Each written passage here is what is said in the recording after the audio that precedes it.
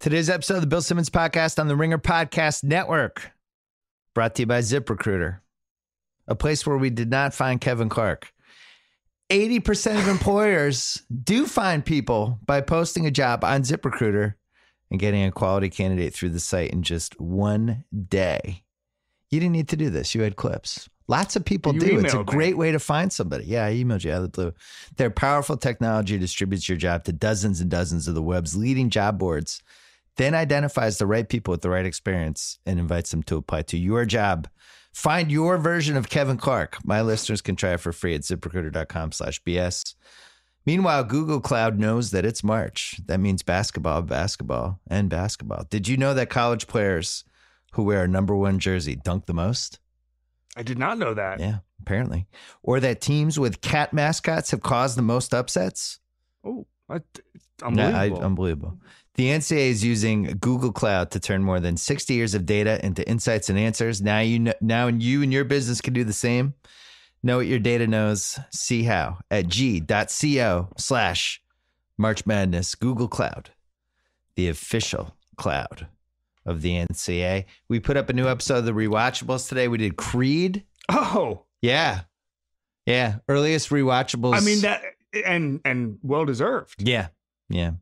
Timing seemed good because of Black Panther coming out and making Coogler the hottest director in the country. That is up. Me, Wesley Morris, Sean Fennessy, Cam Collins. It's long. It goes in a whole bunch of directions and includes Sean's revelation that Tiffany Haddish should play Reggie Hammond in the 48 Hours remake, which I was very jealous of. Yeah. I should have just edited that out and then stolen it from him. Check out the Ringer NFL show. Lots of free agency stuff all week, including we are taping this. It is 9:22 Pacific time AM Wednesday morning. Who knows how many more people will get signed before we finish this podcast. Coming up, we're going to talk football and a little basketball. Kevin Clark is here. Kevin O'Connor is coming. And we're going to call my dad because he's completely traumatized by the end of the Patriots dynasty. Maybe. We'll see. First, Pearl Jam.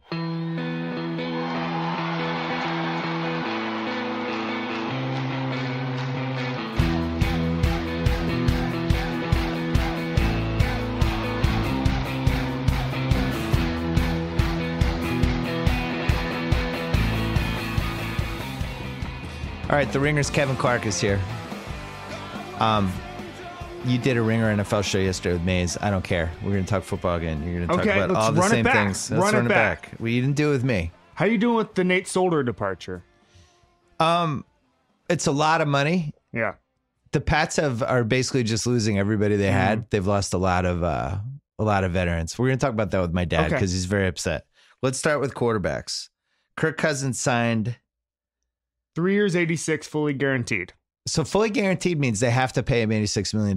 He got paid. Kirk Cousins, who's not a top 10 quarterback. He's on the borderline. If you want to go 7 and 9, he's your guy. Sure.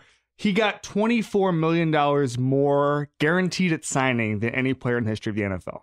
So first, there seems like there's a new paradigm. Shorter contracts, more guaranteed money seems the new way to go. Why are they doing it that way? So because Kirk Cousins wants it that way. But it's not just Kirk Cousins. It seems like it's a lot of people. Well, I mean, the Broncos didn't want to lock in Case Keenum. Case Keenum's happy to take 2 years, 36 with partial guarantees. Obviously, the first year will be fully guaranteed. These guys are realizing. So essentially what happens is anytime a quarterback signs a contract, he immediately becomes a bargain. Yeah. Okay. Because the salary cap rises at least $10 million a year. And then you get into a situation where Aaron Rodgers is the 13th biggest cap hit this year. All that matters is timing. The highest paid quarterback is the most recent quarterback to sign an extension.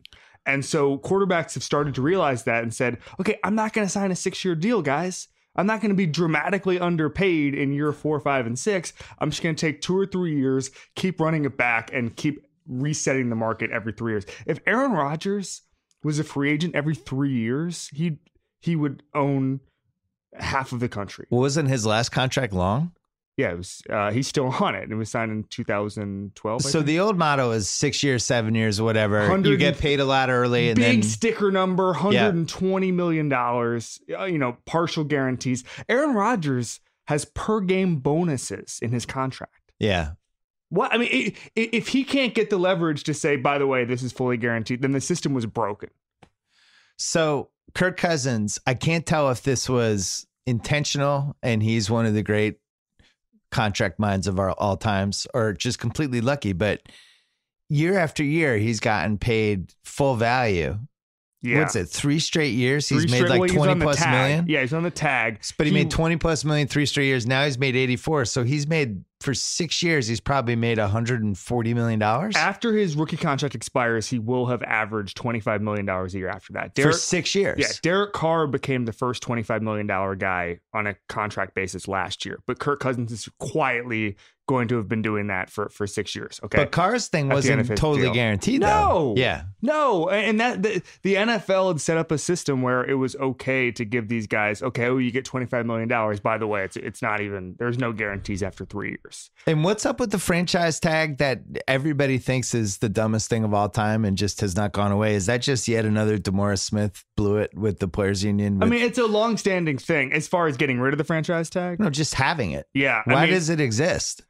Well, I had a discussion with a players union guy last year, and we talked a little bit about this. And he said, look, it's not great to have, and we're talking about Cousins specifically. Yeah. Okay, it's not great that Kirk Cousins couldn't go out to the open market 2 years ago and get what he wanted, but he was still making $25 million, $24 million. And so I think they view it as a trade-off. Kirk Cousins was happy to make that money. There's certain guys who get franchise tag. Look at Jarvis Landry. Jarvis Landry is making 16 this year. He would never get 16 on the open market. So I don't like the franchise tag. I think that along with the draft and rookie contracts, it is one of the most unfair things in football. But I think the players enjoy being able to say for 1 year, okay, I make $16, $17 million. That's the player side argument to why it's not an abject disaster. Until you have like a Teddy Bridgewater, all your knee ligaments going 9 different directions injury. And then the franchise tag not as fun. But that was just poor time. I mean, he hadn't even, his 5th-year option. No, I know they didn't have, but I'm saying franchise tag is great as long as you don't get injured. Exactly. If you get injured, it's a whole different animal. And that goes into, Mays asked me, why can't Aaron Donald get a fully guaranteed deal?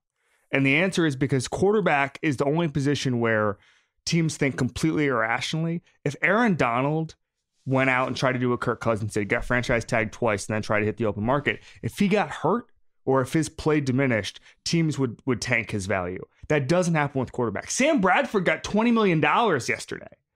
But how much of that was guaranteed? 15. What is wrong with teams? They don't. All right, I'm going to tell you my theory on this. How many Sam Bradford sample sizes do we need? I think he's older than you are. How old are you? I'm 31. We're about the same age. I think he's 38. Here's my theory on quarterbacks as far as negotiations go. When I ask owners, say, how involved are you?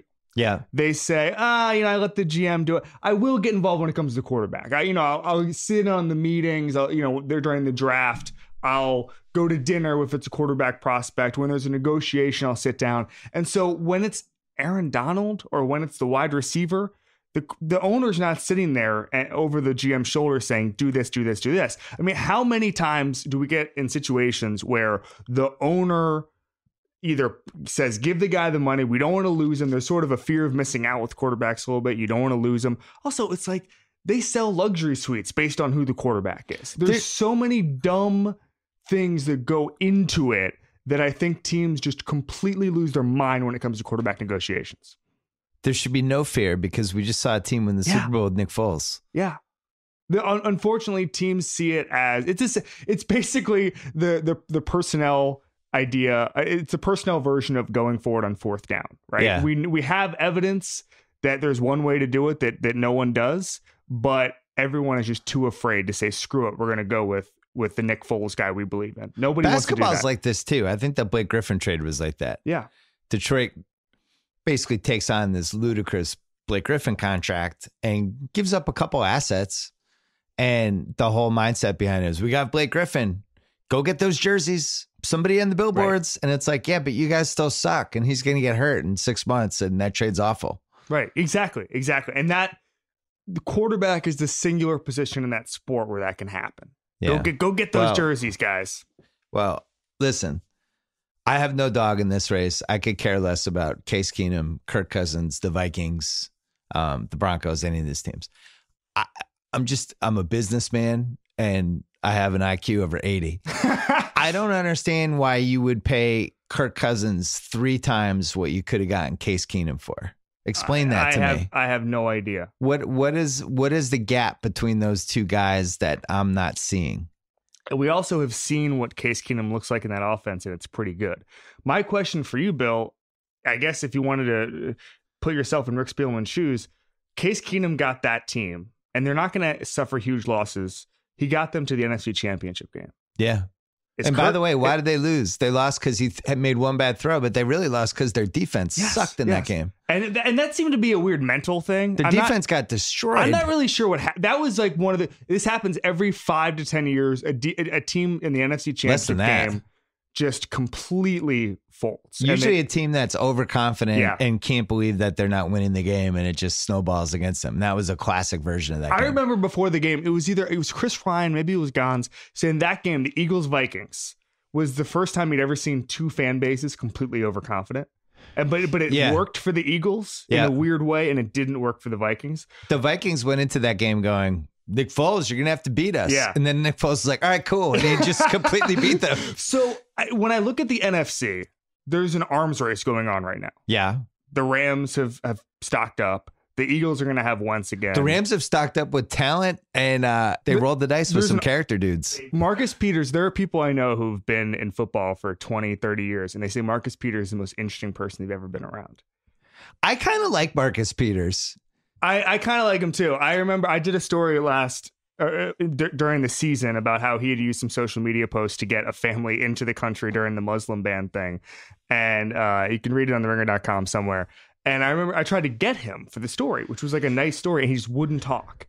And I remember talking to someone, and they were like, there's every NFL player says they don't care about how they're perceived. Every single one. I don't read the media or whatever. Marcus Peters is the first person this guy had ever met who actually just didn't care. Yeah. He just didn't care about outside perception or anything like that. And I think that helps when you're a football player, especially at cornerback. Well, I think having the right coach will help him. He seems like he's almost like some basketball players we've had over the years that could go either way depending on what team they're on. So you said the arms race. You got the Rams, right. the Eagles. You even have the Eagles, but then you even have the Niners. Okay, I mean, like everybody's stocking up here. The feel-good Super Bowl sleeper pick of 2018, the San Francisco 49ers. And so you just have to wonder, in 2018, you're paying Kirk Cousins all this money. Are they going to get to the Super Bowl? Because that's the only way you can better Keenum's performance. And okay, but there's still a salary cap, and I agree with that. If Keenum's they had a lot of cap space. I'd rather spend it on the defense. I totally agree. The way you win in football, there's 2 really easy ways to win in football. The first is have a bunch of guys like the 2012, 2013 Seahawks who are making $400,000 a year on rookie contracts. That's one way, and that's lightning in a bottle, and it's not repeatable, okay, unless you get really lucky. The second way is do what the Eagles did. Do you know that no one on the Eagles last year made more than 6% of the salary cap? Which is smart, absurd. It was That's Alshon basically Jeffrey. The Belichick version, except with they always had Brady. Right. But other than that, they were very careful. Yeah, but Brady is still, I think Revis is the only player ever who made more money than I just Brady. don't know what I'm missing with Kirk Cousins. No, I'm not saying he's you. bad. No. But I watch football. I gamble on football. I spend my Sundays watching football. I've never watched Kirk Cousins and thought he was one of the best 5 quarterbacks, which is how they're paying him. And the amount of money they're committing to him, they're basically saying, man, if we had last year's team and Kirk Cousins, we'd win the Super Bowl. And it's like, that's not what I saw. Plus, they lost Jerick McKinnon, who I thought was really good for them. Now, I know they have Cook coming back, and he's expendable, but I thought that was a really good signing by the Niners. It was a little pricey, but I think he's a gamer. I like that dude. I agree. And the Niners are going to benefit from just absurd amounts of cap space and being able to do. I mean, they're basic. It's like if an NBA team had just an empty roster and they were able to just go out and get whoever they, hand pick a bunch of guys in a free agency period, make some trades. I mean, I love what the Niners are doing. There's one signing I didn't like from them. Richard Sherman. Yeah. I think, first of all, crazy to me that everybody's writing about this for a solid week and not mention the fact that he blew out his Achilles. Right. And that is a really shaky injury to come back from. And sometimes can be a 2-year injury. In basketball, it's been a career ender or a career alterer almost every time. For with a guy very few who, exceptions. By the way, doesn't have top end speed to begin with at cornerback. And who wasn't as lights out even before the injury as he was in previous years. He was still I would say very good, but he wasn't like a generational cornerback. I like the signing more than you do. I think he's well, for what? Because he negotiated it himself. It ended up being a steal for the Niners. A lot of per game bonuses. How about those Richard Sherman quotes? Hey, I don't need an agent. I spent 10 to 12 hours reading different contract language, so I was prepared. It's like 10 to 12 hours? I have a theory on this. How about using a guy who went to law school? I have a theory on this. I spoke with Richard Sherman the second half of the season when he was hurt. Yeah. And I was just going, what are you doing now? He says, well, I'm getting really into finance. And I said, okay, great. That's cool. Why? He said, well, I'm hurt, so I can look at my finances for the first time ever. This is right before the boom. Got a lot of Bitcoin. I was like, oh. Yeah. Maybe he doesn't need to get a huge contract. Maybe he's the Bitcoin. I don't know. Have you seen Bitcoin lately? It went up, way up from when he got it. He said he was an early adopter in Bitcoin. I really like everything the Niners are doing, and I think the Garoppolo trade was a transformative trade for them. I would be very careful with Richard Sherman because the one guy I don't want on my team is a guy who used to be a superstar who's not the same physically anymore, but still thinks he's a superstar. That is death in football. And he is somebody that could cause a lot of issues for them if he's not happy with how he's playing. If he's not physically there. You didn't like Adrian Peterson screaming at Sean Payton in week 1 of the NFL season last year? This is one of the rules of the NFL. You never want the former superstar who still thinks he's a superstar. I still like them in that division with. It's funny how it just flipped. It was the Seahawks and the Cards. Yep. And now it's gone the other way, and the Seahawks are going to be terrible, which, and we're going to call my dad and talk about the Pats for a little bit.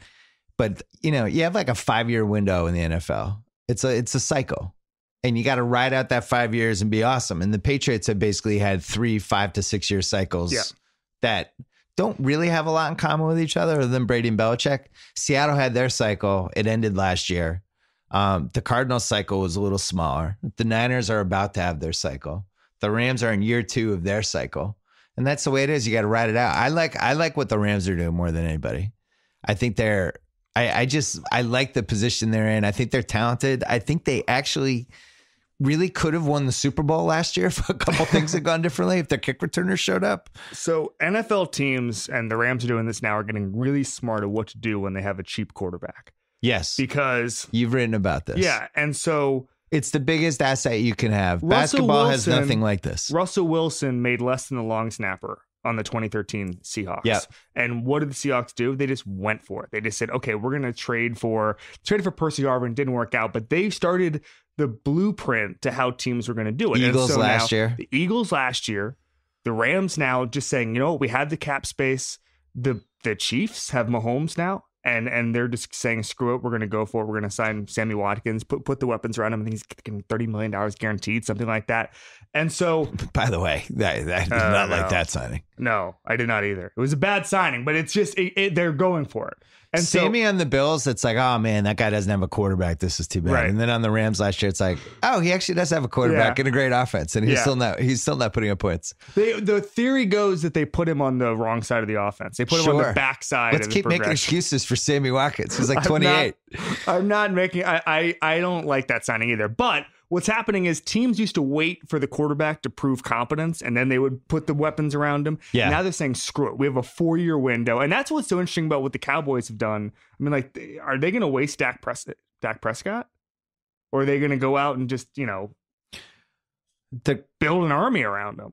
They're kind of held hostage by, A, the fact that they just won't change their coach, and B, Zeke Elliott is just going to have more and more drama every year, and it's just going to play out the way it's going to play out. I've been hearing they're going to cut Des Bryant for months now. But that's just a football decision. He can't get open anymore. Every single time I open up a Twitter feed of a Cowboys reporter, it's Stephen Jones saying, well, we got some tough decisions to make, and then they're just not going to do it. I don't know. All the Cowboys fans are going to be angry at me because there's probably some explanation for it. But a couple other signings I just wanted to cover quickly so far.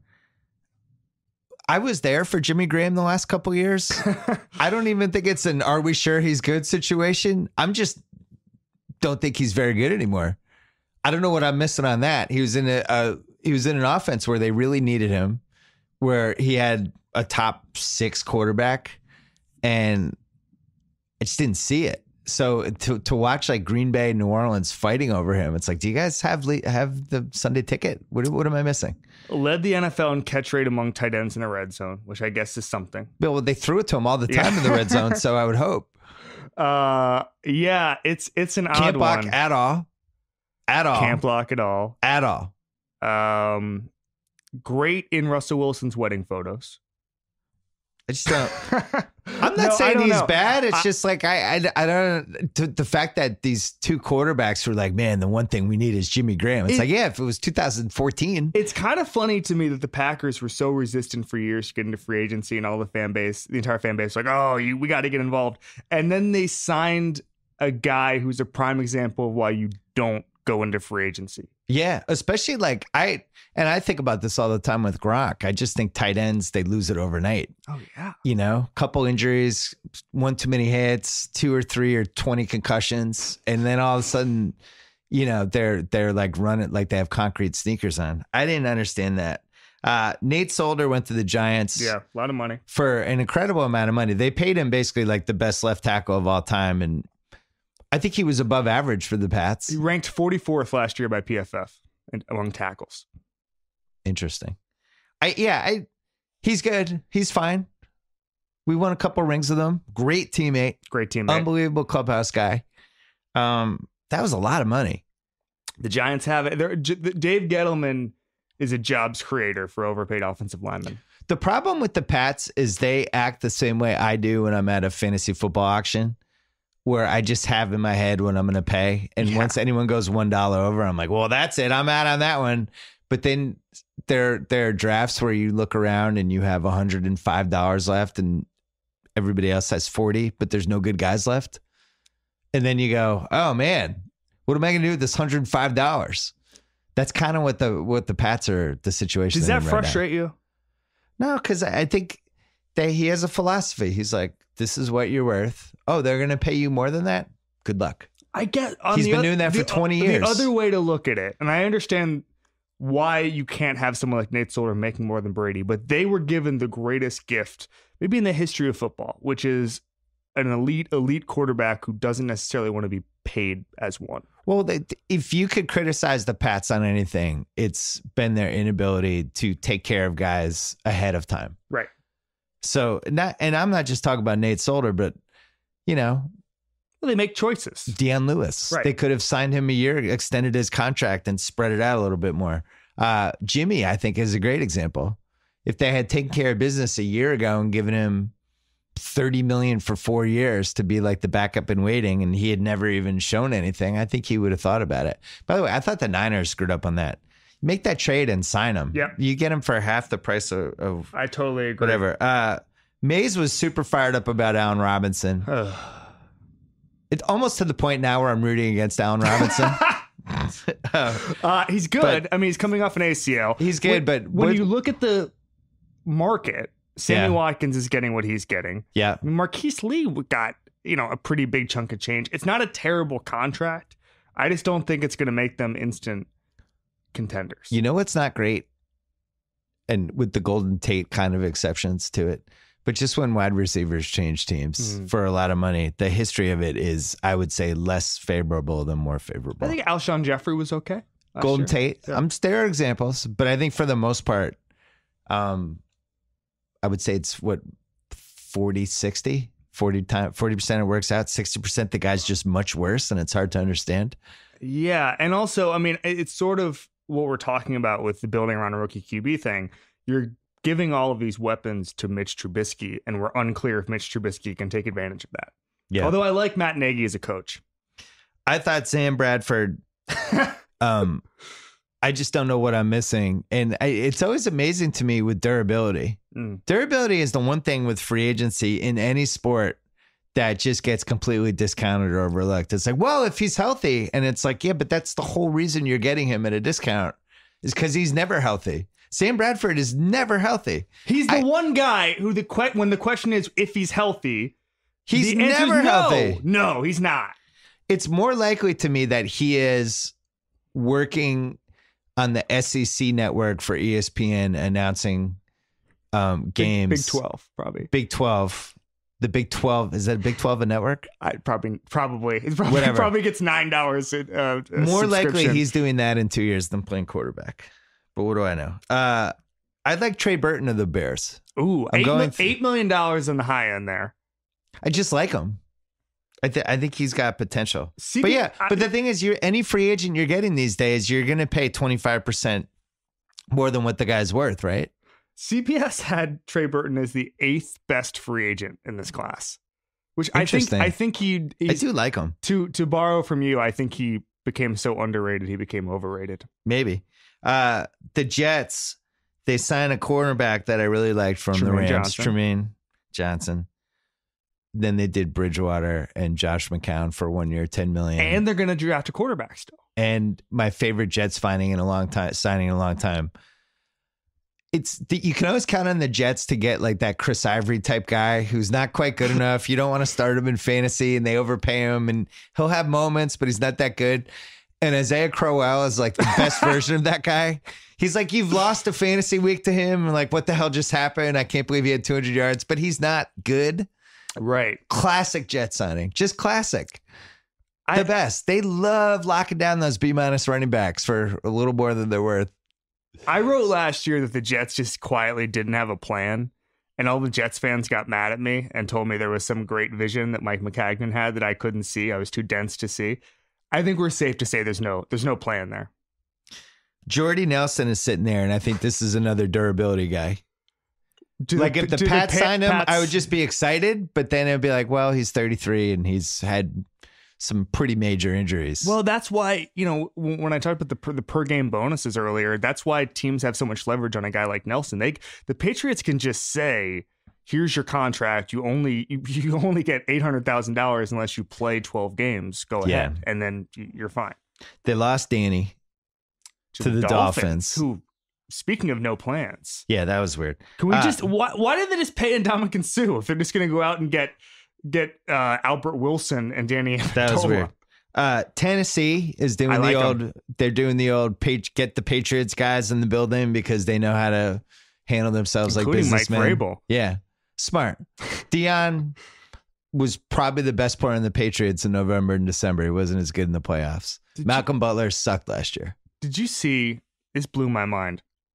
I think Dion's making $4.5 million this year, and that's his annual average. Yeah. And he's a top 8 paid running back in the NFL. I mean, those guys, it's because that supply and demand is just endless. It's just dried up. And at this point, I would say there's probably value in running backs because of that, because there's such a small percentage of the just cap. Take the third stringer from Auburn and Alabama every year in the fourth round, and the guy's going to be your best guy. I like Paul Richardson to the Redskins. It's good vertical leaper. Kind of what they thought Pryor was going to be last year, but that didn't work out from day one. But I've always kind of enjoyed him. I always wondered what he'd be like on a different team. He's got some durability questions. Last year was the first time he played 16 games. Absolutely.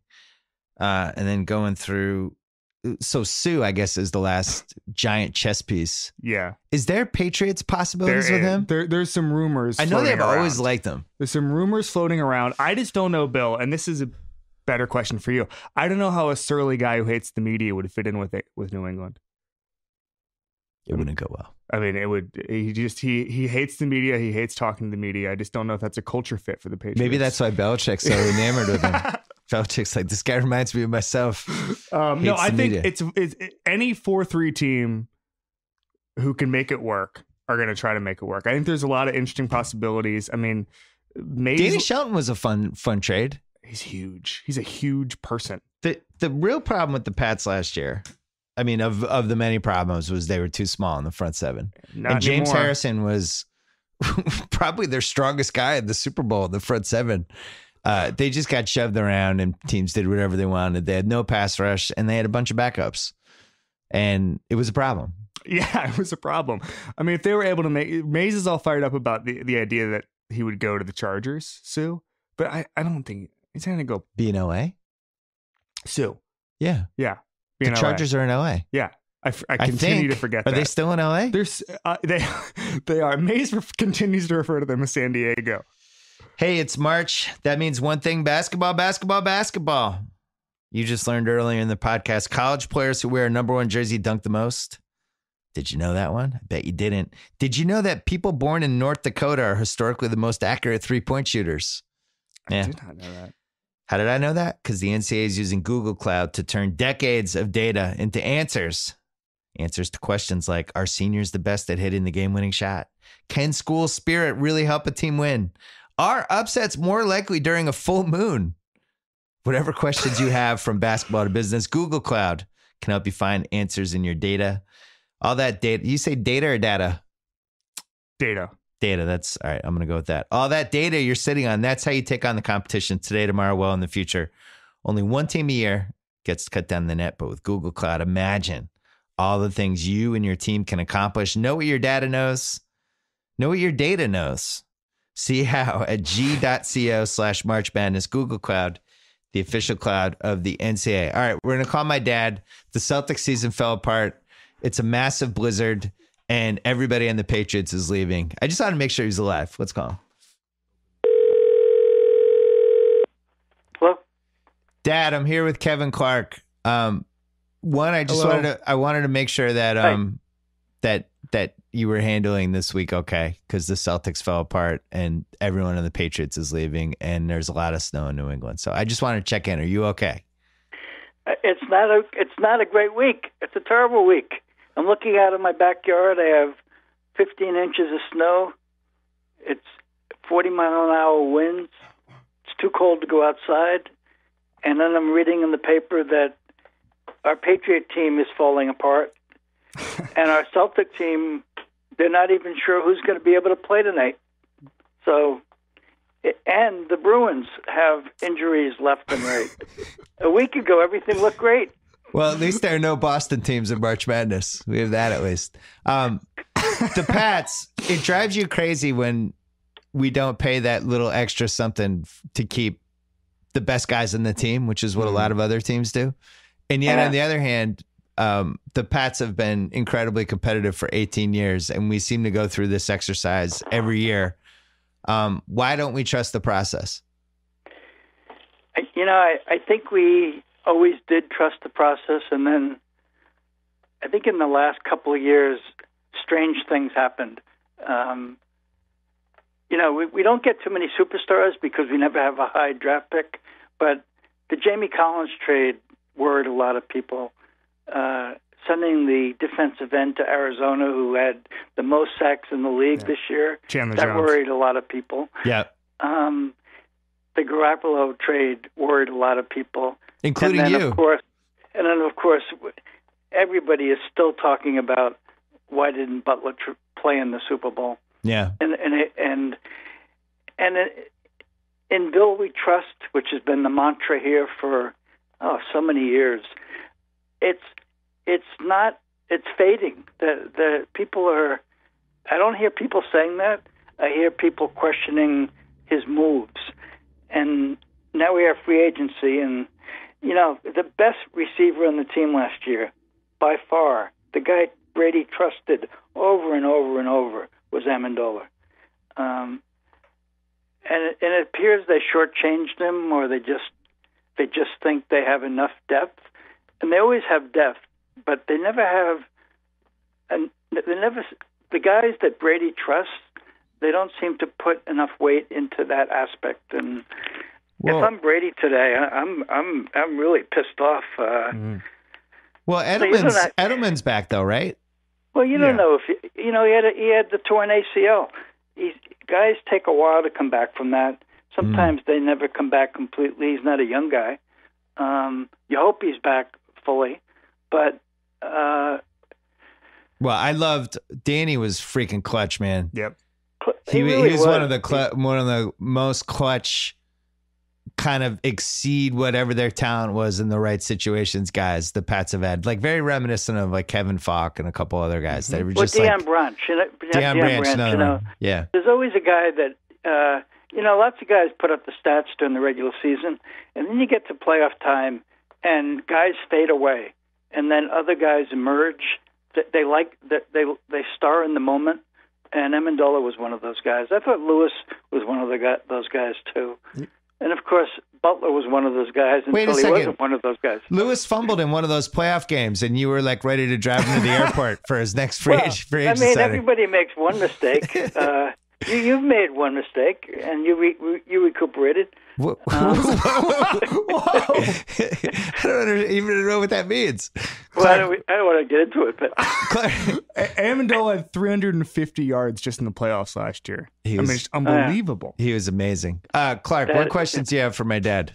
I have a couple of questions. Number one, what is the most frustrating Bill decision in this run for you? In the last few years, yeah. Garoppolo for me. Yeah, Garoppolo by far. Not the fact that it was obvious we couldn't afford to franchise him. Yeah. But that he didn't. You see all these quarterbacks getting huge contracts, yeah, and other teams that are going to take untested college juniors in the draft next month, and he just, I don't know whether it was out of, you don't know what's going on with Kraft and Belichick, but you can't tell me that the 12th pick in the second round or whatever we have is the best they could have gotten for a guy that just signed a mega contract with a team that's so excited to have him as their future franchise quarterback. If they had won the Super Bowl last year, it's a much more defensible trade, because then you could have gone back and said, well, the chemistry was off and they needed to do something, and look how great Brady was. Whoever said the chemistry was off, though? I'm just saying that's what I would have said if they won the Super Bowl. That's how I would have spun it for my beloved Patriots. But the Jimmy thing, it's even if you had just franchised them, which they did with Castle, or made him a restricted free agent and got the picks, or you see the market like when Sam Bradford's getting $50 million, it really makes me reevaluate. Well, also, if the Vikings are so desperate, they're going to change the future of NFL contracts by giving Kirk Cousins $86 million fully guaranteed. I mean, I just don't know. I'm with you. I don't understand why they didn't have more of an auction that week. Right. And just an on Monday. That's a perfect word for it. And that's where everybody up here is saying, and you probably hear the same stuff, that it was Belichick reacting to Kraft interfering in the whole, I want Brady to stay here until he retires. I still don't believe that. I think, I think Kraft is just not there. I don't think he's locked in like that. In what way? I just think he's old. I don't think he totally knows what's going on, and I don't think he's that locked in. I don't, what? Maybe not as much as in the past, but his sons are certainly plugged in. By the way, Dad, I don't mean to disparage people 70 and over. I'm just saying. Well, I'm just judging him. I'm judging him from luxury suite camera reactions, photos of him at parties. I was gonna say that. I mean, every time there's a party in Los Angeles, like the third guy who shows up is Kraft. I just don't think he's the guy from 20 years ago. Like, I think 20 years ago, 1996, he 100% meddled with Bill Parcells and ruined that situation. And maybe even 10 years ago, he did some meddling. Who knows? But at this point, I still don't believe it. And I know that ESPN wrote that whole piece, and I know they have the reporting and they believe in what they reported. That's fine. I just don't personally believe it. It doesn't jibe with what we've seen. Maybe I'm naive. Yeah. Part of it doesn't jive. But again, the two more recent decisions of letting Amendola go, I don't know what's behind that, but the Butler thing, everybody's hoping now that Butler has signed this contract, or signs it today, and therefore it's not going to impact his availability or his attractiveness as a free agent, that he's going to come out and have a press conference and talk about why the hell wasn't he out in the field? Yeah. We needed one stop. By the way, we should mention that you complained about Malcolm Butler for the entire season. I mean, really consistently, week after week after week, you said, what the hell happened to this guy? No, that is what you did. I don't mind complaining about somebody if there's somebody better to put in and take his place. Well, that's true. Those two guys were But we had nobody, look who we put in. Yeah, I think two things. I think everybody's right here, because I know a guy who described Malcolm Butler in the middle of the season as the most checked out person they'd seen in an NFL locker room. I mean, and what I mean by that is he was ready to get on a plane and go to New Orleans or Tennessee or whoever was going to give him that money. They ruined him last spring, which, by the way, that's Belichick's fault. They handled it badly. With the Gilmore contract. Yeah. Yes, exactly. And so that is correct. But also, I mean, he's better than what they threw out there against Philadelphia, full stop. So at least he could tackle. I mean, maybe he had a poor season in terms of giving up passes, but he's a good tackler. Everyone else they put out there missed that one tackle that could have stopped the drive where we probably would have won the game. So, can I read you? This is from Bruce Allen's Twitter feed. Shout out to Bruce. Cap hits in 2018 from Spot Track. Mm-hmm. Chandler Jones, $15.5 million. Jamie Collins, $12.2. Garoppolo, $37 million. Nate Solder, $15 million estimated. Malcolm Butler, $12 million estimated. Logan Ryan, $8.6. Amendola, $6. Lewis, $6. It's about $114 million just for those 9 guys. The NFL salary cap is $177. This doesn't mention all the guys on the Patriots. Well, that's not my complaint, though. My complaint is they wait too long to re-sign guys that are maybe 2 years away from that 5th year of free agency. And Malcolm Butler, before that Gilmore trade, which is still a suspect trade for the money they're giving that guy, you can't tell me they couldn't have signed Butler for $11 million a year. They didn't like something. Yeah. And Chandler Jones, I mean, we in essence gave the guy away. I know that he showed up naked at a police station before the playoffs, but everybody makes a mistake. Like I said before. Yeah. Wait, we got a second round pick for him. Yeah, he's really good there. A second round pick for a guy that's first team All Pro and led the league in sacks. By the way, did we have anybody who got over 9 or 10 sacks? No. You know what hurt us? Our complaint every year is we can't get to the quarterback, and we keep trading away guys that are quarterback rushers. So we seem to be the only NFL team that is still playing white guys at outside linebacker. It's probably a problem. You know what hurt us? Bill saw Shane McClellan and was like, "This guy right here." Shane McClellan, Kyle Van Noy. Those are our outside linebackers.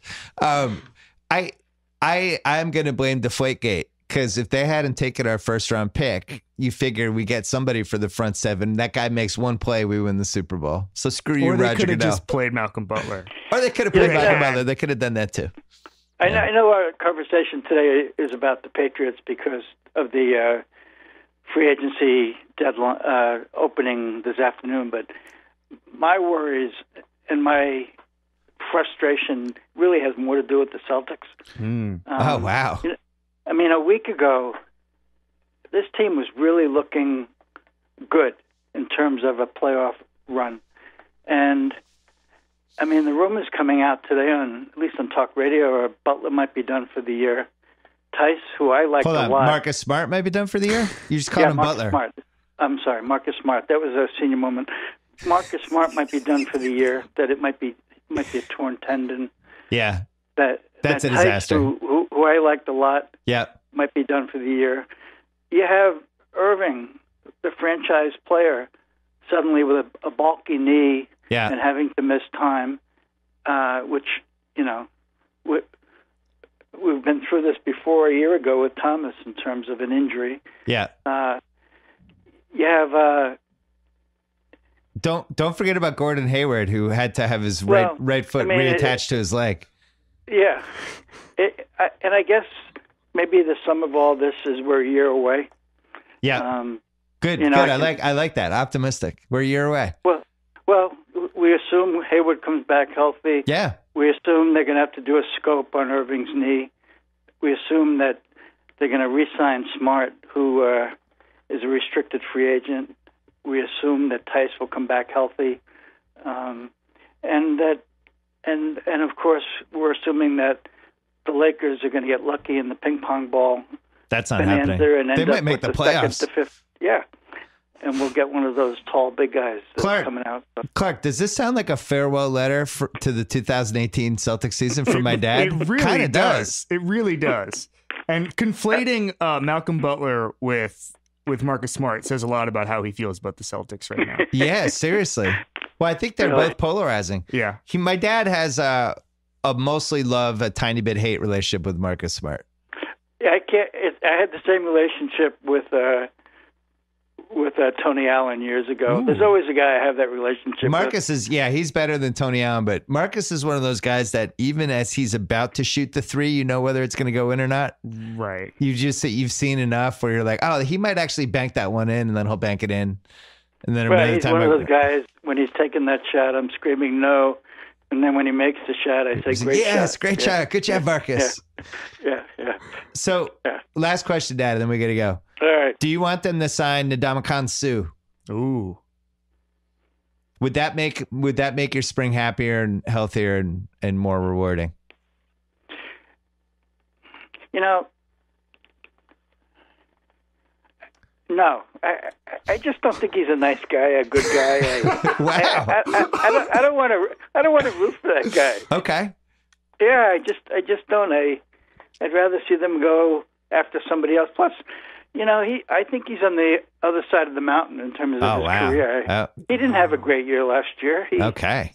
Bulletin board material. No, I don't want him in my locker room. Okay. So, You like Danny Shelton. You like that trade. I like Danny Shelton. I like Shelton. And you're monitoring the Jordy Nelson sweepstakes. If I know anything about you, you're monitoring that a lot. I think Jordy Nelson is an awful lot like Amendola in terms of you need 11 yards for a third down. Yeah. And he'll get you 12 yards. Yeah.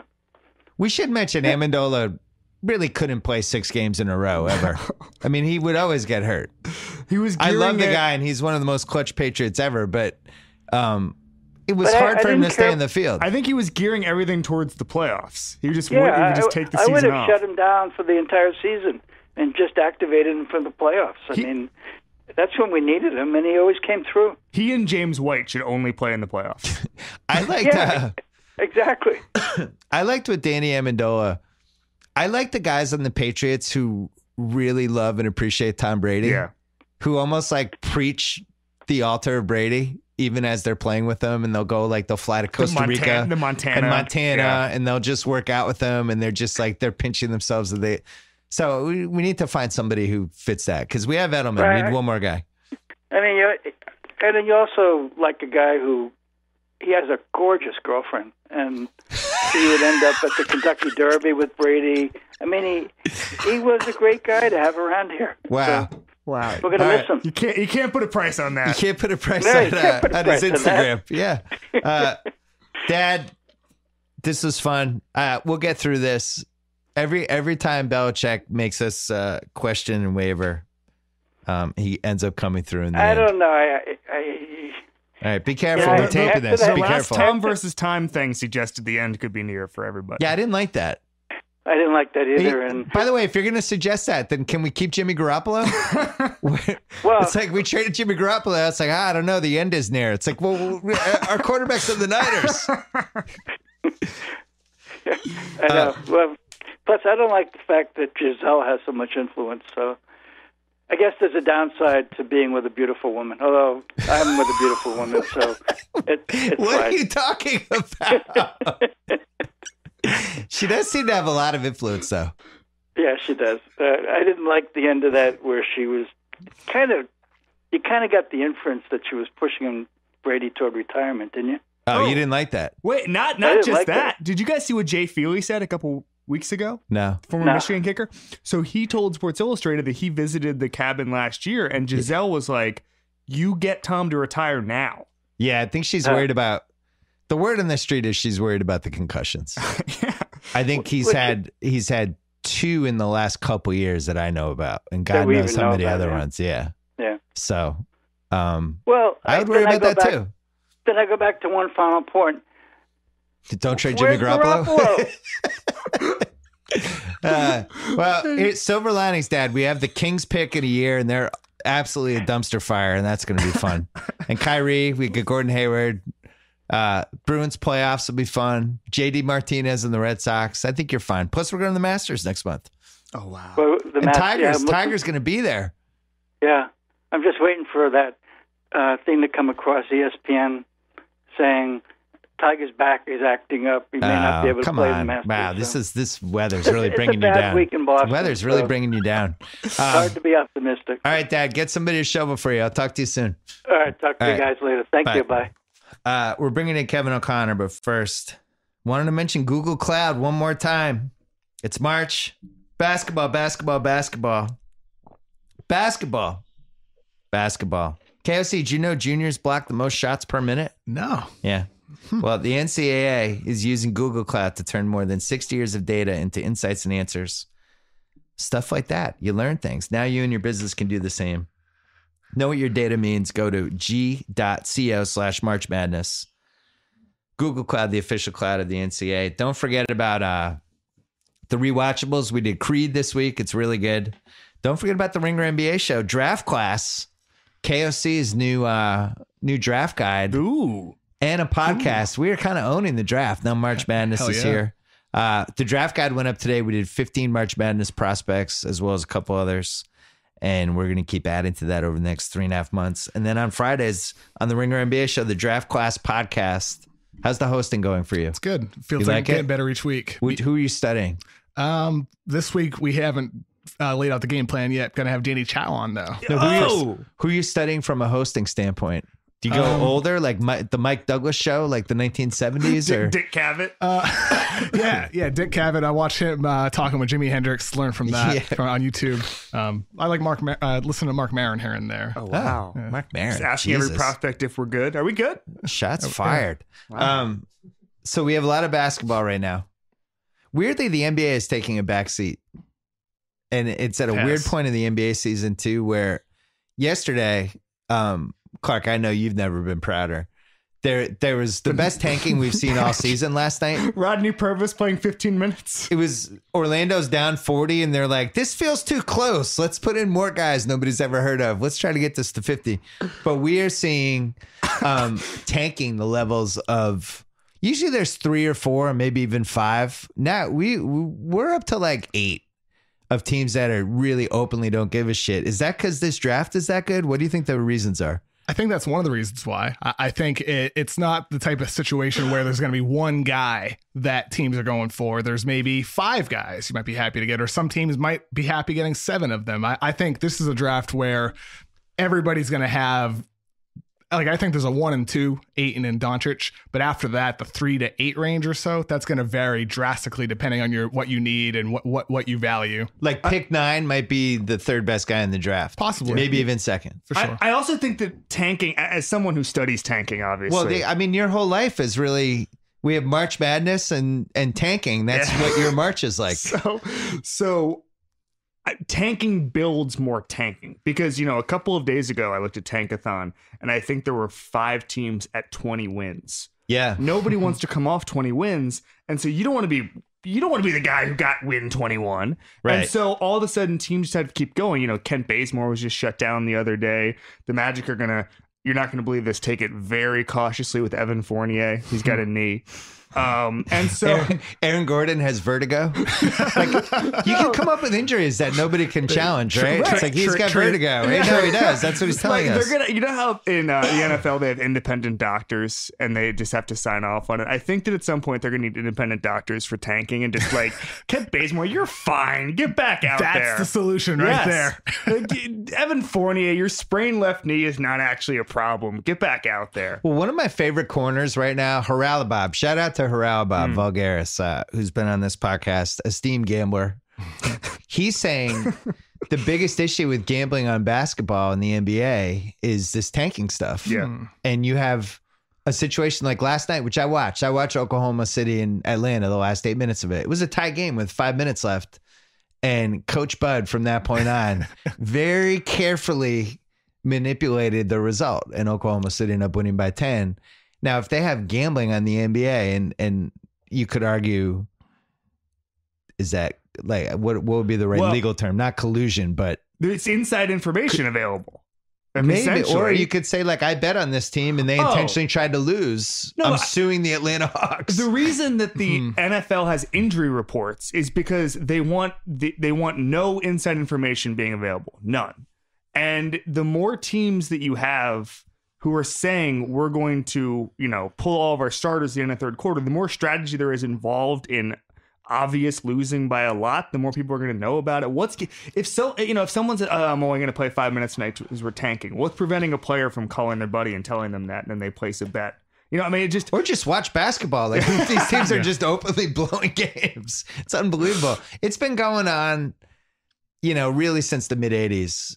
And then I think 2007 was when it went to another level, especially I think Doc Rivers. Doc Rivers, one of the founding forefathers of the founding fathers of tanking. Some of this stuff, I remember they had like Alan Ray playing like 35, 38 minutes. Alan Ray. Young Gerald Green and playing Rondo and Telfair together and just things that made no sense, but it was clearly the purpose. I think you made a key point though. So Memphis has 49 losses. The Knicks have 44 losses. Memphis is 1 right now and the Knicks are 8. And everyone else is bunched in that group. It really, for whatever reason, there seems like a cluster this year. Now we're seeing everybody lose. Like Memphis has lost 18 straight. That's excessive. Memphis has the Bulls coming up. Phoenix has lost 5. The Knicks have lost 8. The Knicks have belatedly thrown their hat in the ring in a really, really large, significant Good decision. way. Yeah. And it's going to come down to the wire with some of these things. Clark's Magic is 2 losses behind Memphis. They've lost 4 straight. They've lost 8 of their last 10. They're truly reprehensible. Frank Vogel, I feel bad for. It feels like he's going to start crying during games. I feel like Frank Vogel's responsible for some of this. I think he is. But you've been here where you've thrown away seasons and then you end up with somebody who's not even an all-star. There was a report we're going to hire Jerry Stackhouse next year. Really? Yeah. Why not get Doc Rivers? Bring Doc Rivers home. Coach. Doc Rivers has been good this year. I have a question. So I like what he's done with the Clippers. Doc, or what about Stan? Stan Van Gundy? Stan's done. Stan's, guess what Stan's doing next year? He's on NBA TV with Sam Mitchell and some random play-by-play guy. And the Pistons highlights are on.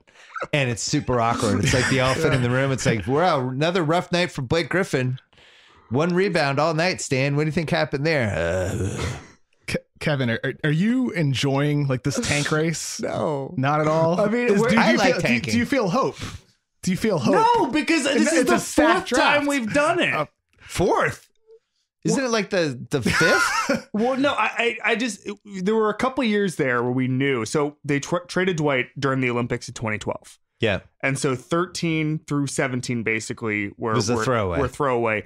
Except for the weird Ibaka trade, the I'm saving my job Ibaka trade that didn't save anyone's job. The guy, by the way, Rob Hennigan is now the director of foresight. That is his actual title. The guy who traded Victor Oladipo. The director of foresight? We need cooler job titles at the Ringer, Bill. Oh, that's it. Yeah. I got to make somebody the director of foresight. That's a good one. The Thunder will probably let you have Rob Hennigan if you'd like. The reason why I asked though is because like on the Hawks Reddit, they have a thing where they say they're undefeated this season because the team wasn't trying to tank. So every win counts as a win and every loss, it's like, well, you know what? We're moving up the lottery standings. And I'm just sitting here thinking to myself, it's like, if we didn't have this to talk about, I think all these teams at the bottom, like what reason is there to watch? What reason is there to feel hope? I think I don't know why you would want to change this. I think this is fun watching this tank race. It's not that fun. Well, it has kept everybody's interest, whether their team is a playoff team or an abomination. I went to the if you're a Knicks fan, you're monitoring these games now, hoping they don't screw it up like they did last year when they fell 5 spots basically over the last couple of days. I went to the Lakers Magic game. You enjoyed that last week. Okay, so a couple things happened. Number one, all I did was root for Hazonia and Isaac because they're the only players who will be relevant going forward on that team. Maybe Gordon. You never give up on Hazonia. Unless Hazonia leaves. Hazonia might leave. If he's too expensive, he's too expensive. Then Aaron Gordon... The Magic scored 10 straight points, including Shelvin Mack, two clutch threes. Aaron Gordon has a great driving up with 5 seconds left. We take the lead. I get excited. My fiance gets excited. And then Vooch loses the game by fouling Brook Lopez. Okay. So we get all the excitement. Yeah. We get Hazonia threes, and they lose. Yeah. Okay.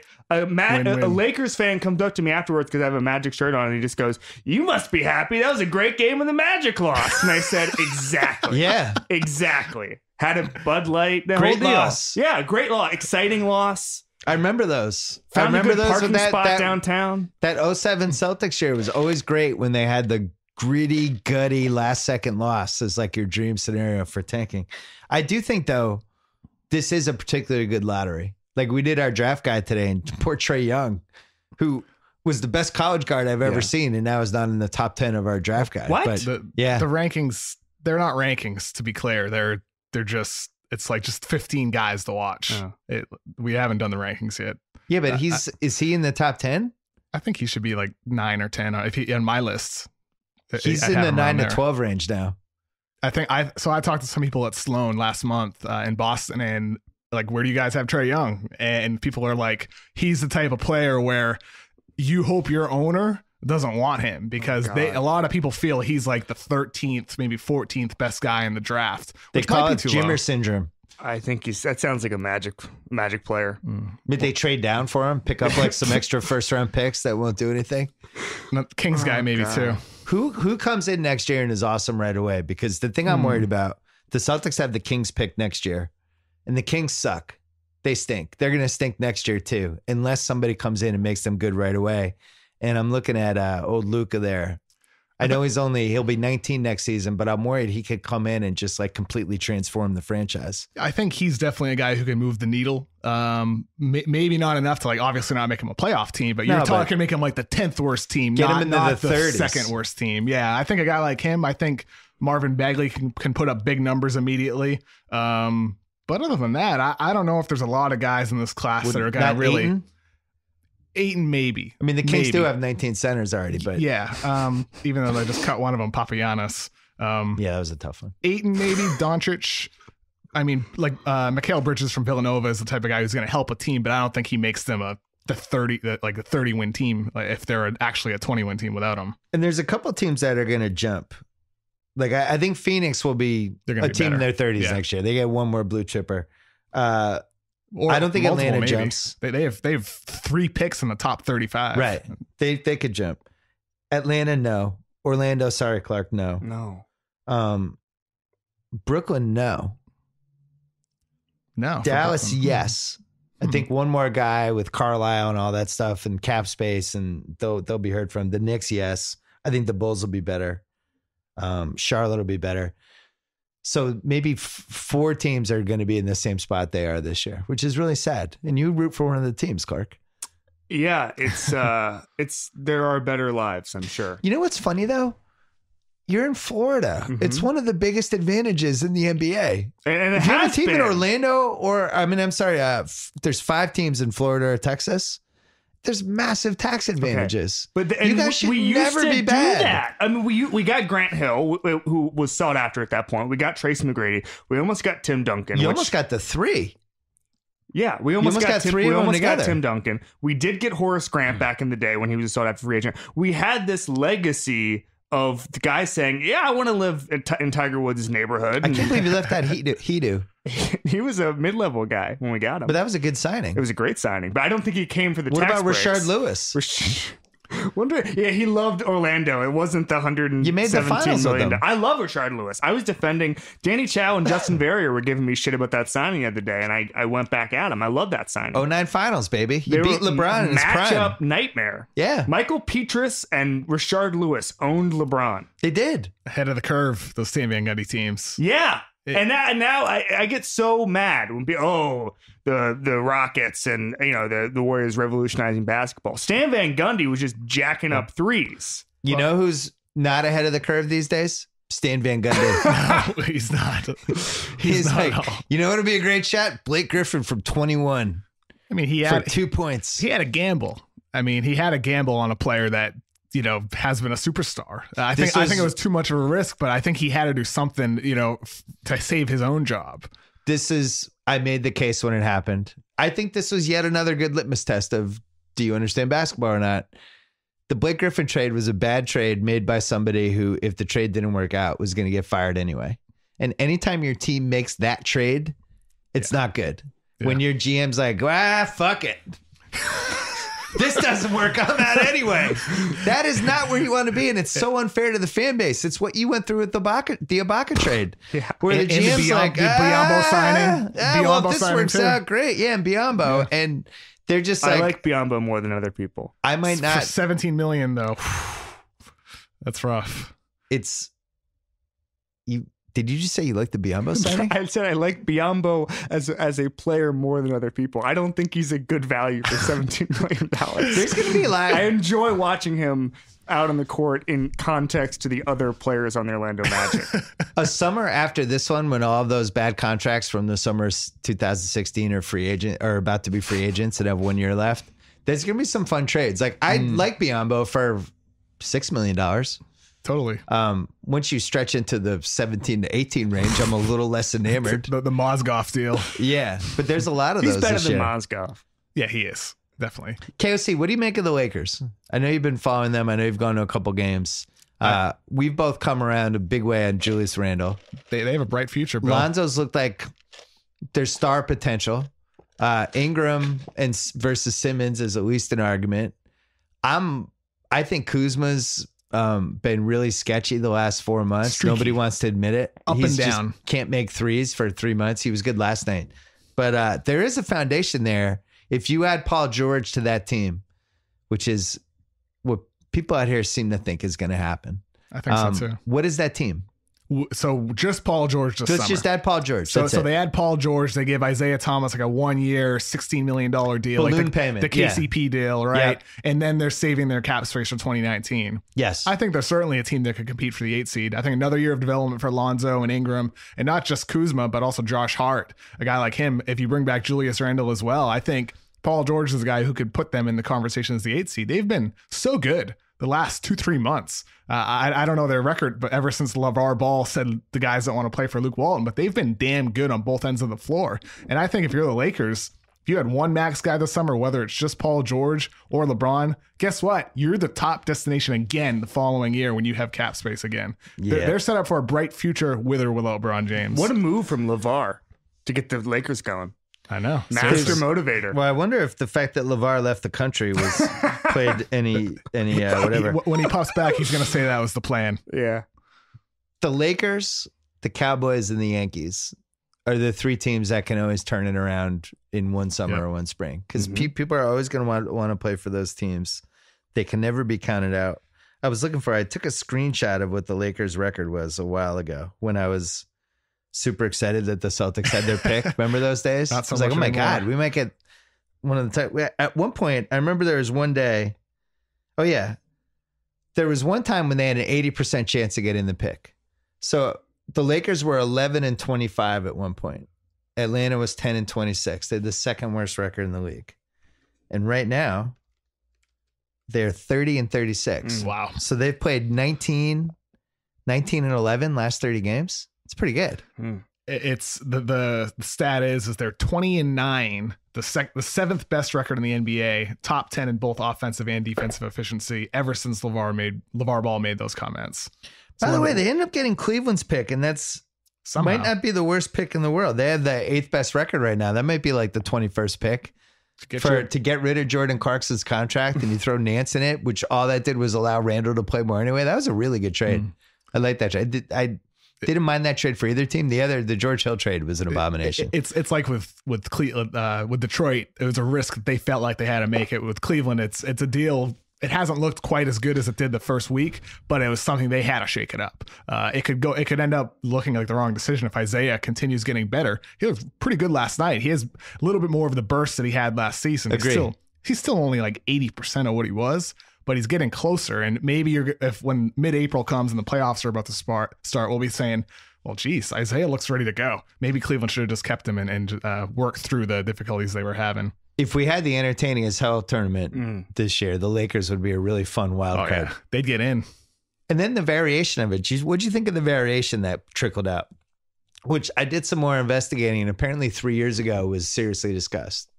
But it was basically 7 versus 10, 8 versus 9 for the 2 seeds, one game, both conferences. So there would have been 4 games total. Who hosts the higher, the higher 10? seed. Yeah. Plays one game. So the Lakers conceivably would have been the 10 seed. I'm going to do it right now. Isn't this I can't believe they're not doing this. They should it should be like the election or something where we should all get to vote. I feel like this would get 95% of the vote. Isn't this kind of the entertaining as hell tournament right now, though? I mean, we have the Thunder as the 4 seed and then the Lakers as the 10, or rather the Nuggets as the 10. And there's only 3 games separating them. I mean, this feels like the entertaining as hell tournament to me. True. And the thing is, to your point, it's not like this every year. And you're saying to make it like this every year by installing that tournament at the end of the season. But right now, this is better than it's ever been for me. Where it gets less fun is with the East, because you would have Detroit and Charlotte in playing games, and nobody wants to watch them now, much less in a playoff situation. Are you going to be upset when they actually institute the entertaining as hell tournament and they call it something like the Sprite Challenge Series or something? You're going to be the last person calling it the entertaining as hell, because you sort of own the corner right now because you named it. I did, but if it has to be the Sprite Challenge, I'm fine with that. Willing to compromise. A couple other NBA things, and then we'll go. Utah's really good. I don't know how far their record went, but now they're 38-30. I've been watching them all year. They were one of our over-under locks when we did the over-unders with House. I just like the team. I had no idea Mitchell was going to be this, but I just liked what they did last summer, and I thought Rubio was going to be good. Then he looked terrible. Yeah. Now he looks good again. And what's crazy is they might be a 7 seed or an 8 seed. You could make the case they're the 3rd best team in the West, like right now. If you're just like, let's redraft the teams, who's the scariest? I might have them 3rd. Who do you have 3rd, KOC? So, I mean, obviously you have Houston, Golden State 1 and 2. I think Portland's would be the 3rd. the other candidate, and Utah would probably be 4th, though. Who would you pick in a Portland-Utah series with Portland has home court advantage? So Portland's the 3, and then Utah is the 6 seed. Game 7's in Portland. It's a pretty good one, right? How's Exum looking when he gets back? Does Exum I'm not counting on Exum. Okay. Cross him off. Portland at home, barely. Game 7. Because of how Dame's playing. For sure. And I mean, he's really channeling Stephen Curry circa 15-16 season right now. He's There's like unbelievable. a sneaky first-team All-NBA case building for Dame Lillard, who is somebody that I've been a little more lukewarm on than most over the years, but I think he's been incredible the last 3 months. And, people seem to be penciling DeRozan into that spot. I think the MVP race and All-NBA are 2 different conversations. If you switched Oladipo and DeRozan, I think Toronto would be just as good. You do? I do. Really? I really do. DeRozan's been pretty spectacular. I agree. Not just as a scorer, but as a playmaker too. I 100% agree. He surpasses Oladipo as a playmaker. I think he's better. Oladipo's better defensively. I think so too. But I don't know if it outweighed DeRozan's playmaking advancements. He's been spectacular. But DeRozan's been playing on that team with those guys for a bunch of years, which I think is at least a piece of this. I just think Oladipo's spectacular. So you're saying in a vacuum. I just think Oladipo's great. And I think statistically, he's a better 3-point shooter, and I think he's a better defender. I think you're right. DeRozan can create a little bit more for teammates, but he's also more used to those teammates. Who's Oladipo creating for? Thaddeus Young? Can we use that against him though? I mean, he's been on the same team and Oladipo just got traded. My point is the second first team All NBA spot should be wide open between Lillard, Oladipo, and DeRozan. Like, do you know what? Here you go, Clark. What do you think Indiana's record is right now? I don't know. I'd say mid 40s in wins. They're 40-28, and they're the 3 seed right now. Who do you think their 3rd best player is? Because Miles Turner's their 2nd best player. Who's their 3rd best player? Statistically? Yeah. Is it that young? I don't know. Maybe. So Toronto's 10 wins better than them. I think what Oladipo's done in Indiana is actually kind of incredible. Oh, it is. Yeah, absolutely. To me, it's that they're 40-28 and have a chance to be the 3 seed and finish like 50-32 is fucking crazy. It is. I get the DeRozan thing. Yeah. But I don't know. I knew this was going to be the week where it was like Toronto. But Oladipo's led them to be a 40-win team. DeRozan has helped lead the Raptors to be one of the best teams in His basketball. team's much better. Of course it is. They're so much more talented, and they spent way more money on players. I just think and they have a coach who's been there for yeah. 9 years. DeRozan's overall impact has just been more significant, in my opinion, because of the playmaking factor. But that's I'm your with Bill. MVP case. Yeah, I'm with Bill. So the All NBA So you're case talking is just like who are the best players this year. The MVP case is like who means the most to the best teams, right? I think so. I mean, it seems like every year the MVP definition changes. One year it's about the guy who has triple double. The next year it's about the guy who has the best narrative. I don't know what an MVP is. I feel like it's individual to each voter. I'm on Team Bill here. I think what Oladipo's done is more impressive. So here are the stats. DeRozan is 24-4-5. Oladipo's 24-5-4. Percentages, Oladipo's slightly better, and he's better from 3. Higher PER. 2.2 steals a game. Oladipo has 10 more wins. It's pretty even. It is. Just statistically. I'm with you. Like the thing that I really like from DeRozan is he's had big moments when they really needed him in games that they kind of needed to win to protect their number 1 seed kind of area. But watching what Oladipo did against the Celtics and then how they handled their business in Philly, they just won in Boston and Philly the last 2 games. No, you're still not buying. No, I mean, Oladipo's been terrific. He changed his body. He changed his game. He's elevated his play and really helped turn the Pacers into a team that's going to make a little bit of noise in the East. They're not going to probably beat Toronto, but they're definitely feisty, and they definitely like each other. They're tough. It seems like Al Jefferson is like 45 years old now, but he's been the leader on the bench. Suddenly a team that, I was dead wrong about with that trade. A lot of people were wrong about that trade last summer. There's hope. I mean, Oladipo's only 25 years old. Turner and Sabonis are both 21.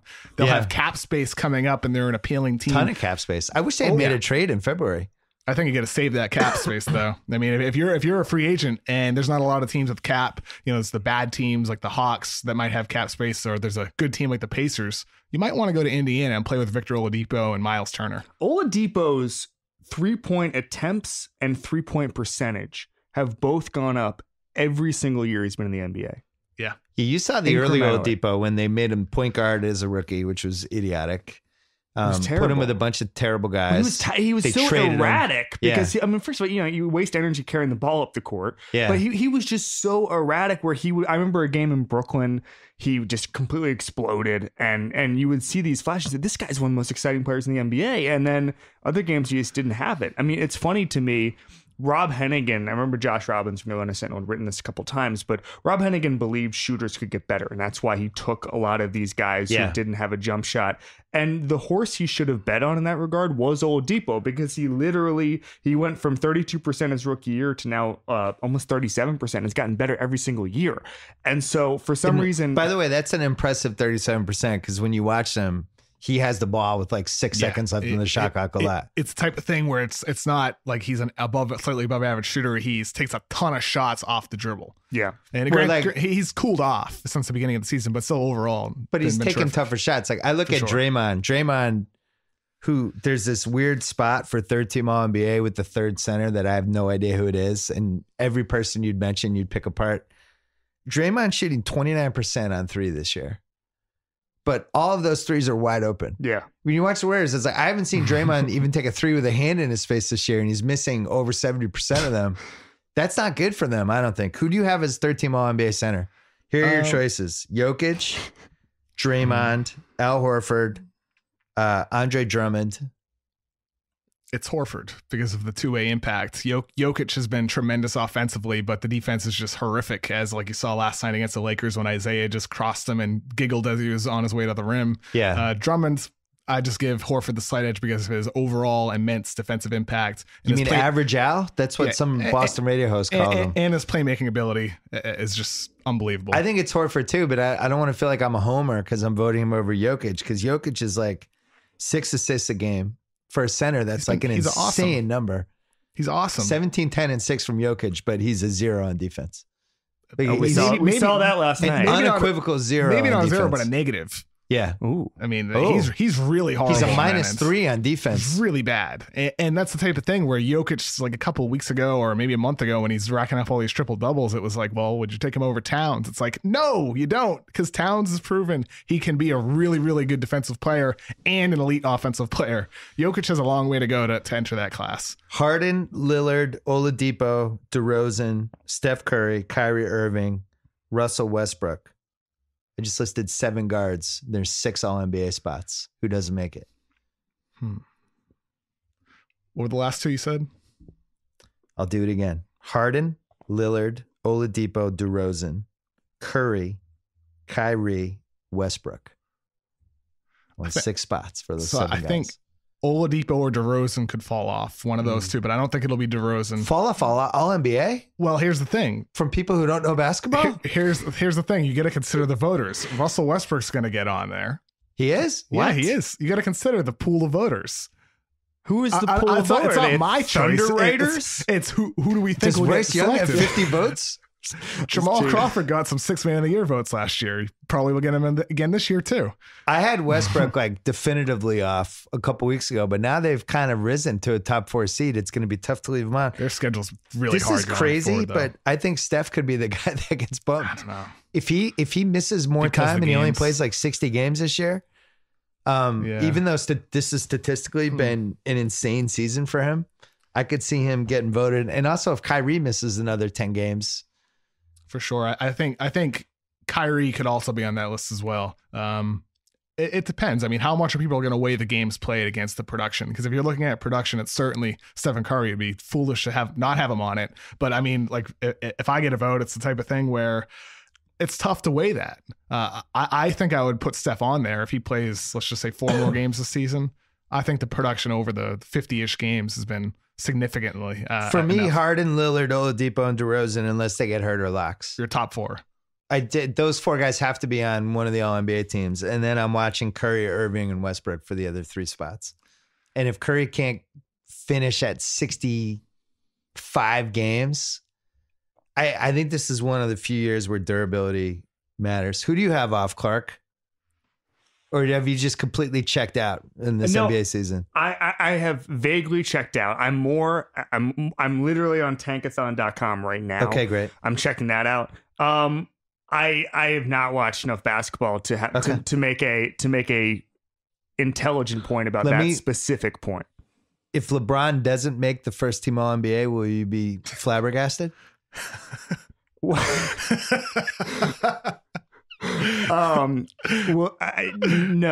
no, just because of the way the season is developed, I'm ready for anything.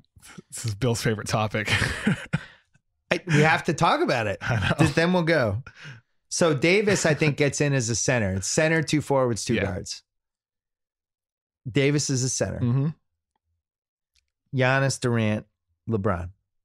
Only 2 of those guys can make it. Giannis, I actually think Giannis is the one who's going to fall out because he has been secretly not nearly as effective for about 6 weeks. Even the stats back it up. Yeah. Well, and you also have to consider KOC's point, which is the voters are behind and they're just going to say, well, LeBron. Exactly. With that said, it's like Derek Jeter's Gold Gloves. Giannis could strap it on these next 4 weeks and take it. And So then it becomes LeBron versus Durant. Because Giannis is his 2-way play. Him and Durant as 2-way players have just been better than LeBron. LeBron's having the best offensive statistical season of his career. He's not that same guy. What if LeBron turns it on too, though? He could just as well, like Giannis can. I mean, what if he's like, screw this. We're going to make a push, and grab a higher seed. You think he's going to increase his swing speed like Tiger did? 129 miles per hour. Swing speed increased. I don't think it's worth him doing it now. I think he needs to save it for mid-April, but he theoretically could. But I don't think he's going to do it just to get on Bill's first team All-NBA list. There's 6 forwards this year, or the top 6 are. We mentioned 3: Paul George, LaMarcus Aldridge, Karl Anthony Towns. There's a forward dearth. There's some reasons for that. We don't have Kawhi. Jimmy Butler got hurt. I think he would have made All-NBA. We're just kind of a couple forwards short. Was he listed as a guard for All-Star, I think, Jimmy Butler? He might have been, but So, I which think is he weird. could have snuck in it. We got to for- get rid of these positional designations. Well, So he's been LeBron, by the way, has been all NBA every year since 2008. First team all First NBA. team. I think voters like that sort of continuation. My guess is that he'll keep it again, but it's been challenged this year. Oh yeah. And we've seen seasons. We saw this in, the center position in All NBA. There was a couple years where Kareem's in the league. It's just completely unfair to everybody else. It's like, yeah, Kareem, and then there's no way to really kind of reward anyone else. And then now we're seeing with guards. It's a guard-heavy league right now. Out of the best 15 players in the league, probably 8 or 9 of them are guards. And we didn't even talk about Chris Paul, who I think the Rockets are 43-7 when he plays. Another games played guy where that'll be used against him. Right. But if he plays the rest of the way, they might go 58-7 when he's on the court. Like, interesting It's though. unbelievable. I like all this stuff. And I think we're about 2 weeks away from having some definite ideas. Who's your number 2 MVP candidate right now? Davis? Yeah, I think Davis right behind Harden. Who do you have For for now. 3? Um, Could make a case for DeRozan. there's a lot of guys. Is there more legitimate like top 5 candidates this year than usual? Because it feels like it to me. Yeah, but it's like guys that I wouldn't want to actually vote for to win the MVP. Sure. You know what I mean? Yeah. It's like guys who deserve to be in the discussion, but Harden and Davis to a lesser degree are so far above everyone else. I think this year. LeBron's still up there for me because that team would be without him. But that's partly his fault. I see when I think about MVP, I blame the players who put themselves in that situation if they had the power to either stop it. Am I wrong to do that? Would Kyrie Irving still be there if LeBron really fought to keep him there? You're going even further. Okay. Yeah, Tristan Thompson, J.R. Smith, the reason they did all those dumb contracts was because of LeBron. Doesn't that make him less valuable, or am I crazy? I don't know. Like I said, I don't know what MVP I don't know. is. I don't know about that. How to define I don't know it. about that point, Bill. I mean, if he, that's, now we're talking about executive I of the didn't say year it was a voting logical here. point. Exactly. I mean, Just valuable guys are valuable. that's something that happened a couple Kyrie years Irving's ago. not on his team anymore.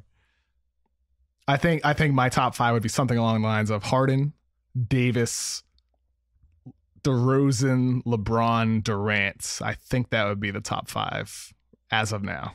Bill, when you talk about guys who have the power to make personnel decisions and then making them, Shaq was historically terrible at picking the guys he wanted. Dwight Howard insisted on trading for Big Baby Davis, which was an all-time. Kobe had some bad ones. Yeah. I mean, where does LeBron rank on these? I want these guys as my teammates. Really low. Yeah.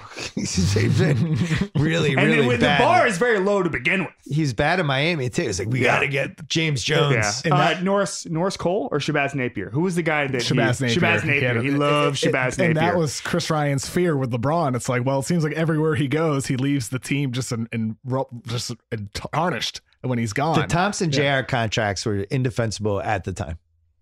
It was just a crazy amount of money for those two guys when there was no, and Shumpert too to a lesser degree, but there was just nobody else bidding. And that's when it gets dangerous. When Well, I guess LeBron has significant leverage in any negotiation. He used the leverage where basically I'm signing short-term contracts, and if I don't like the stuff you do, I'll leave again. the Kirk Cousins move. The Kirk Cousins move. Do you like that? What are you working on this week, Clark? More free agency stuff. I think that the way that teams build now is going to change forever, and I think you can't write enough about it. I also wrote a Tiger Woods piece this week. What are you working on Yeah, that was a good piece. What are you working on other than I Don't Believe in You, Victor Oladipo, Kevin O'Connor? I believe completely in No, Victor I didn't Oladipo. listen. I heard what I heard. Wrote a big feature on him this season in December. Can check I that don't out on really The like Ringer. him. That's fine. Did a Kentucky article today. Other than that, just doing a lot of draft guide stuff at the moment. Are you too in the weeds with the draft? No. You sure? Yeah, it's fine balance. We need to pull you out. No. Is Okay. Mo Bamba the best ceiling basement guy we've had in a while? It's like a 42-story building with an 8-floor basement. Yeah, I think I don't know if his basement's quite as large as you think. I think he's going to be a solid player with his size. I mean, the only thing stopping him from being a 7'9" wingspan dude that can protect the rim is injury. I think he's going to be at least a solid player. What draft player other than Colin Sexton has the chance to have a Kemba / Curry / Jimmer type run? Wait, did you say a gymmer? Did I mishear you? Somebody who gets everybody excited for a week. Oh, Yeah. Aside from Colin Sexton, I still think it could be Trae Young. Honestly, why God, can't I it be? agree Please with let that. it be can't Trae it Young. be? We believe in you, Trae Young. I mean, like, he's probably somewhere in the middle from the highs earlier in the season and the lows now. Yeah. But what if he reaches those highs again in March Madness and leads Oklahoma, a team that probably has no business being in the tournament, Yeah. on a run? I think it could be him We still. believe in you, Trae Young. Bill, I've been doing a deep dive on LeBron's All NBA history. The last It's like time 10 straight years, right? No, the last time he didn't make it, Amari Stoudemire did, and I'm just in a amazing. weird spot right now, remembering that there was a time that made sense. I don't know what to say. What was your highlight of the podcast? My dad blaming Giselle. I'm going to tell you what it was. It was me spending 5 minutes figuring out how to address your dad. Do I say Bill's dad? Dr. Bill. Dr. Bill. Yeah. I didn't know what to Next say time you because you can't. You call him dad. Dr. Bill. Okay, Dr. Bill. Could have called him Dad. We're fine. Thanks to ZipRecruiter. Don't forget to check it out at ZipRecruiter.com/BS. Yeah. Enjoy the tournament. We're coming back on Friday morning with one more podcast. And check out the site because we're going to be doing all kinds of stuff with March Madness, including on Instagram, on YouTube, and a whole bunch of different places. Kevin's, thank you. Thank you. Thank you for All right. having us.